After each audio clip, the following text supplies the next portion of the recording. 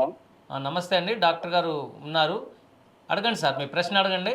ఆ, చెప్పండి సార్. ఇక్కడ మాకు లెఫ్ట్ సైడ్ హ్యాండ్ అంతా ఆ, ఇట్లా ఒక బైక్ లా లాగేస్తుంది సార్. దేని గురించో ఏమో. మీ వయసు ఎంతండి? 32 ఉంటుంది సార్. 32. ఆ, ఓకే. మీకు రిస్క్ ఫ్యాక్టర్స్ ఏమైనా ఉన్నాయండి? షుగరు, బీపీ, థైరాయిడ్ లాంటివి ఏమైనా ఉన్నాయండి? ఏం లేదు సార్. ఏం లేవు. రోజువారీ మందులు ఏమైనా వాడుతున్నారా దేనికైనా కానీ? లేదు సార్. ఓకే. హ్యాబిట్స్ ఏమైనా ఉన్నాయండి? ఏం అనిపిస్తలే. ఓన్లీ టీ ఒకటే సార్ ఎక్కువ తాగుతున్నాను. ఓకే. ఓకే. యూజువల్గా ఏంటంటే ఈ రిస్క్ ఫ్యాక్టర్స్ లేని వాళ్ళలో హార్ట్ అటాక్ వచ్చే అవకాశాలు కొంచెం తక్కువ.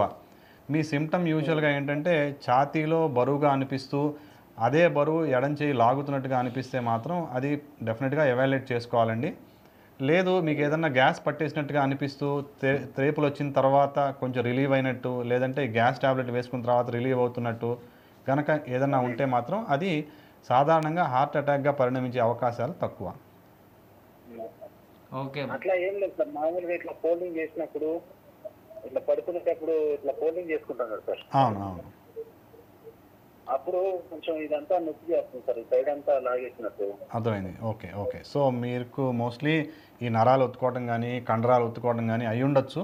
బట్ అలా ఖచ్చితంగా ఇదే అని చెప్పాలి అంటే మాత్రం మీరు ఒకసారి డాక్టర్ని విజిట్ చేసి మిమ్మల్ని గమనించి ఒకసారి ఎగ్జామినేషన్ చేసిన తర్వాత కానీ 100% చెప్పలేము సార్. Okay sir. ఓకే అండి. థ్యాంక్ యూ అండి. Thanks for calling. Thank you. ECG ప్రాథమిక నిర్ధారణ కోసం జరిగే టెస్టుల గురించి చెప్తుంది. సో ఈసీజీ తర్వాత ఏం చేస్తారు? ఈసీజీ తర్వాత ఎకో కార్డియోగ్రామ్ అని చేస్తాము. సో ఈ ఎకో కార్డియోగ్రామ్లో ఏం చేస్తామంటే హార్ట్ యొక్క పంపింగ్ ఎట్లా ఉంది, పంపింగ్ నార్మల్గా ఉందా, ఏదైనా తగ్గిందా, లేదంటే గుండె యొక్క ఏదైనా ఒక వాల్ మూమెంట్ అనేది తగ్గిందా, లేదంటే గుండె లోపల ఉండే వాల్వ్స్ 4 వాల్వ్స్లో ఏదన్నా ప్రాబ్లం ఏర్పడిందా, ఇవన్నీ మనకి ఎకో కార్డియోగ్రామ్లో తెలుస్తాయి. ఇది అయిన తర్వాత బ్లడ్ టెస్టులు చేస్తాము. ఈ బ్లడ్ టెస్ట్లో ఇందాక నేను చెప్పినట్టు ఈ ట్రోపోనిన్ కానీ ఇలాంటి బ్లడ్ టెస్టులు చేసి మూడింటిని బేరీజ్ వేసుకొని పేషెంట్ సిమ్టమ్స్ ఎలా ఉన్నాయి, మనం ఇచ్చిన ఫస్ట్ ఎయిడ్ వైద్యానికి ఎలా రెస్పాండ్ అయ్యారు, ఇవన్నీ బేరీజ్ వేసుకొని టోటల్గా హార్ట్కి సంబంధించిన ఇష్యూ వచ్చిందా రాలేదని ఒక నిర్ధారణకు వస్తాం.